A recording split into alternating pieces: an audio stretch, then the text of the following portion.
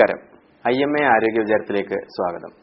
ഇന്ന് മാനവരാശിയെ അലട്ടുന്ന ആരോഗ്യ പ്രശ്നങ്ങളിൽ പ്രമുഖമായിട്ടുള്ള രണ്ടെണ്ണമാണ് പ്രമേഹവും ഹൃദ്രോഗവും എന്ന് പറയുന്നത്.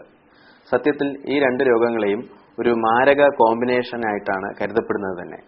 കാരണം ഈ രണ്ട് രോഗങ്ങളും, പ്രമേഹവും ഹൃദ്രോഗവും തന്നെ അകാലത്തിൽ മനുഷ്യന്റെ മരണത്തിന് കാരണമാക്കുന്ന പ്രധാന അവസ്ഥകളാണ്. നമ്മൾ കണക്കുകൾ നോക്കുകയാണെങ്കിൽ ലോകത്താകമാനം തന്നെ 3 മിനിറ്റിൽ ഒരാളെന്ന തോതിൽ തന്നെ ഹൃദ്രോഗം കൊണ്ടുള്ള അസുഖങ്ങളാൽ മരണപ്പെടുന്നുണ്ട്. അതുപോലെ തന്നെയാണ് പ്രമേഹവും തന്മൂലമുള്ള മറ്റ് രോഗാവസ്ഥകൾ മൂലമുള്ള മരണനിരക്കും തന്നെ. സത്യത്തിൽ ഈ പ്രമേഹം എന്ന് പറയുന്നത് നമ്മുടെ ശരീരത്തിലെ ഏതാണ്ട് എല്ലാ അവയവങ്ങളെയും തന്നെ ബാധിക്കുന്ന ഒരു രോഗാവസ്ഥയാണ്. പ്രമേഹം മൂലം ആൾക്കാർക്ക് ഹൃദ്രോഗമുണ്ടാകാം, അതേപോലെ കിഡ്നി ചീത്തയാകാം, നമ്മുടെ കണ്ണിനെ അഫക്റ്റ് ചെയ്യാം, നമ്മളുടെ ഞരമ്പുകളെ അഫക്റ്റ് ചെയ്യാം. ഇതേപോലുള്ള വളരെയധികം ഭവിഷ്യത്തുകൾ പ്രമേഹം മൂലമുണ്ടാകുന്നുണ്ട്. WHO കണക്കനുസരിച്ച് പ്രമേഹ രോഗികളിൽ 77% ആൾക്കാർ മരിക്കുന്നതും ഹൃദ്രോഗം മൂലമാണ്. എന്തുകൊണ്ടാണ് ഇത് തമ്മിൽ ഒരു ചേർച്ച വരാനുള്ള കാരണം? നമ്മൾക്കറിയാം, നമ്മൾ ആഹാരം കഴിക്കുമ്പോൾ നമ്മളുടെ രക്തത്തിലെ പഞ്ചസാരയുടെ അളവ് ഒരു 110-115 മില്ലിഗ്രാം പെർ ലിറ്ററിലായിട്ട് നിജപ്പെടുത്തിയിരിക്കുകയാണ്. ഇത് നിജപ്പെടുത്തുന്നത് ഇൻസുലിന്റെ പ്രവർത്തനം മൂലമാണ്. അപ്പോൾ ഏത് സമയവും നമ്മൾ ആഹാരം കഴിക്കുമ്പോൾ നമ്മളുടെ രക്തത്തിന്റെ അകത്ത് ഇൻസുലിന്റെ അളവ് ഉയരും. ഈ രക്തത്തിന്റെ അകത്തുള്ള ആ പഞ്ചസാരയുടെ അളവ് ക്രമമായി നിർത്തുവാനായിട്ട് ഈ ഇൻസുലിൻ രക്തത്തിന്റെ അകത്തുള്ള പഞ്ചസാരയുടെ അളവ് നിയന്ത്രിക്കുന്നതിനോടൊപ്പം തന്നെ ഇതിനെ കുറച്ച് ദോഷവശങ്ങളും കൂടെ നമ്മളുടെ ശരീരത്തിൽ ഉണ്ടാക്കുന്നുണ്ട്. അത് മെയിനായിട്ട് നമ്മളുടെ ശരീരത്തിന്റെ അകത്തുള്ള കൊഴുപ്പുകൾ നമ്മളുടെ രക്തക്കുഴലിൽ അടിയുക എന്നുള്ളതാണ്. ഈ കൊഴുപ്പിന്റെ അളവ് കൂടുകയും അത് അടിയുകയും ചെയ്യുന്നത് മൂലമാണ് ഈ പ്രമേഹ രോഗികളിൽ 75% പ്രമേഹ രോഗികളും മരണപ്പെടുന്നത് ഹൃദ്രോഗം മൂലമാണ്. അതുകൊണ്ട് തന്നെയാണ് ഈ രണ്ട് രോഗത്തെയും, പ്രമേഹത്തെയും ഹൃദ്രോഗത്തെയും മാരക ജോഡി എന്ന് നമ്മൾ പറയുന്നത്. അതുപോലെ നാം ശ്രദ്ധിക്കാതെ പോകുന്ന വളരെ പ്രധാനപ്പെട്ട മറ്റൊരു കാര്യമുണ്ട്.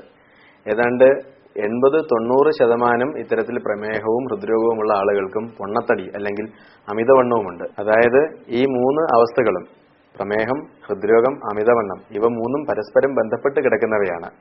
നമുക്കിപ്പോ ഈ അമിതവണ്ണത്തെക്കുറിച്ചും അത് കാൽക്കുലേറ്റ് ചെയ്യുന്ന രീതികളെ കുറിച്ചൊക്കെ ഒന്ന് മനസ്സിലാക്കാം. ഓരോ മനുഷ്യനും അവന്റെ പൊക്കത്തിനനുസരിച്ച് ഒരു തൂക്കം കണക്കാക്കിയിട്ടുണ്ട്. അതിനാണ് BMI എന്ന് പറയുന്നത്, ബോഡി മാസ് ഇൻഡെക്സ്. സാധാരണഗതിയിൽ നോർമൽ BMI എന്ന് പറയുന്നത് 23 ആണ്. 23 മുതൽ 30 വരെ BMI വരുമ്പോൾ നമ്മൾ അമിതവണ്ണം, ഒരു സാധാരണഗതിയിൽ ഒരു വണ്ണം എന്ന് പറയും. 30-ന് മുകളിൽ അവന് BMI പോകുകയാണെങ്കിൽ അതിനർത്ഥം അത് മോർബിഡ് ഒബസിറ്റി എന്ന് വെച്ച് കഴിഞ്ഞാൽ ആ വണ്ണം കൊണ്ട് തന്നെ അസുഖങ്ങൾ ഉണ്ടാകാൻ തുടങ്ങും. അസുഖങ്ങൾ ഞാൻ നേരത്തെ പറഞ്ഞതുപോലെ പ്രഷർ, പ്രമേഹം, ഹൃദ്രോഗങ്ങൾ, കിഡ്നിയുടെ അസുഖങ്ങൾ എന്നു മുതൽ ഓരോ ദിവസം ചെല്ലും തോറും ഈ അമിതവണ്ണം മൂലം ഉണ്ടാകുന്ന രോഗങ്ങളുടെ ലിസ്റ്റുകൾ നീളുകയാണ്. BMI 23 മുതൽ 30 വരെയുള്ള ആൾക്കാർക്ക് നമ്മളുടെ ലൈഫ് സ്റ്റൈലിലുള്ള വ്യത്യാസം എന്ന് വെച്ച് കഴിഞ്ഞാൽ നമ്മൾ ആഹാരം കൺട്രോൾ ചെയ്യുന്നത് മൂലവും നമ്മളുടെ എക്സസൈസ് മൂലവും അതേപോലെ മരുന്നുകളുടെ സഹായത്തോടു കൂടിയും ഈ വണ്ണം നമുക്ക് കുറയ്ക്കുവാൻ പറ്റും.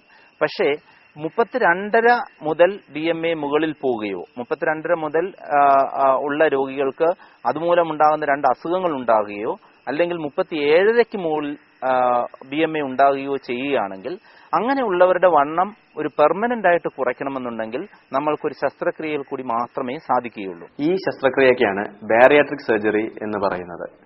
ഇത്തരം ശസ്ത്രക്രിയകൾ ഇന്ന് നമ്മുടെ കേരളത്തിലെ തന്നെ പല സെന്ററുകളിലും ലഭ്യമാണ് താനും. 1967 മുതലാണ് ഇത്തരത്തിൽ ബാരിയാട്രിക് സർജറി നിലവിൽ വന്നത്. എന്നാൽ അമിതവണ്ണമുള്ള ആളുകളുടെ വയറ് മുഴുവൻ കീറി തുറന്ന് അതിൽ ശസ്ത്രക്രിയ ചെയ്യുമ്പോൾ പലപ്പോഴും തന്നെ പലതരത്തിലുള്ള കോംപ്ലിക്കേഷൻസ് ഉണ്ടാവുക പതിവായിരുന്നു. ഇതിൽ വിപ്ലവകരമായ ഒരു മാറ്റം വന്നത് കീഹോൾ സർജറിയുടെ ആവിർഭാവത്തോടെയാണ്. 1993 മുതൽ ഈ ശസ്ത്രക്രിയകൾ വയറ് തുറക്കാതെ താക്കോൽ ദ്വാരത്തിൽ കൂടി ചെയ്യാൻ തുടങ്ങിയപ്പോൾ ഇതിന്റെ റിസൾട്ട് അത്ഭുതാവഹമായിരുന്നു. അതുകൊണ്ട് തന്നെയാണ് ഇങ്ങനെയുള്ള രോഗികളിൽ, കണ്ടമാനം അമിതവണ്ണമുള്ള രോഗികളിൽ സ്ഥിരമായിട്ട് ആ വണ്ണം കുറയ്ക്കുന്നതിനും അതിനോടനുബന്ധിച്ചുള്ള അസുഖങ്ങൾ മാറ്റുന്നതിനും വേണ്ടി ഈ ബെറിയാട്രിക് സർജറി ചെയ്തു വന്ന് സേഫായിട്ട് വളരെ സുരക്ഷിതമായി ചെയ്തു വന്ന് കഴിഞ്ഞപ്പോൾ ഒരു കാര്യം കണ്ടുപിടിച്ചത്, നമ്മൾ സാധാരണ രീതിയിൽ ഞാൻ നേരത്തെ പറഞ്ഞതുപോലെ ഈ പ്രമേഹ രോഗവും അമിതവണ്ണവും ബന്ധപ്പെട്ടിട്ടുള്ളതാണ്. നമ്മൾ ഓപ്പറേഷൻ ചെയ്യുന്ന അമിതവണ്ണമുള്ള രോഗികളിൽ 50-60% രോഗികൾ പ്രമേഹ രോഗികളാണ്. ഇങ്ങനെയുള്ളവരുടെ പ്രമേഹ രോഗം കംപ്ലീറ്റ് മാറുന്നതായി കണ്ടുവന്നു. അത് ആദ്യം വിചാരിച്ചു ഇത് വണ്ണം കുറയുമ്പോഴാണ് ഈ പ്രമേഹവും കൂടെ കുറയുന്നത്, അല്ലെങ്കിൽ അവർ കഴിക്കുന്ന ആഹാരത്തിന്റെ അളവ് കുറയുന്നതുകൊണ്ടാണ് പ്രമേഹം കണ്ടുകൂടാവുന്നതെന്ന്. പക്ഷേ നമ്മളുടെ പഠനങ്ങൾ തെളിയിച്ചത് ഈ പ്രമേഹ രോഗികളുടെ പ്രമേഹം പൂർണ്ണമായിട്ട് മാറുന്നത് വണ്ണം കുറയുന്നതിന് മുമ്പ് തന്നെ ആ പ്രമേഹം കുറഞ്ഞു വരുന്നതായിട്ട് കണ്ടുവരുന്നു. സത്യത്തിൽ വളരെ അത്ഭുതാവഹമായിട്ടുള്ള ഒരു ചാൻസ് ഡിസ്കവറി അല്ലെങ്കിൽ ആകസ്മിക കണ്ടെത്തലായിരുന്നു ഇത്. അമിതവണ്ണത്തിനായിട്ടുള്ള ചെറുകുടൽ ബൈപ്പാസ് ശസ്ത്രക്രിയ ചെയ്യുന്ന ആളുകളിൽ എത്ര കടുത്ത പ്രമേഹ രോഗമുള്ളവരുടെയും പ്രമേഹ രോഗം പൂർണ്ണമായിട്ടും മാറുന്നു. വളരെ ദൂരവ്യാപകമായ ഫലങ്ങൾ തരുന്ന ഒരു വലിയ കണ്ടെത്തലായിരുന്നു ഇത്. അതുകൊണ്ട് തന്നെ കുറെ അധികം പഠനങ്ങൾ അതിനുശേഷം ഈ ദിശയിൽ നടക്കുകയുണ്ടായി. മെയിനായിട്ട് ഉള്ള പഠനങ്ങൾ നടന്ന എലികളിലാണ്. എലികളിൽ ഒരു ടൈപ്പ്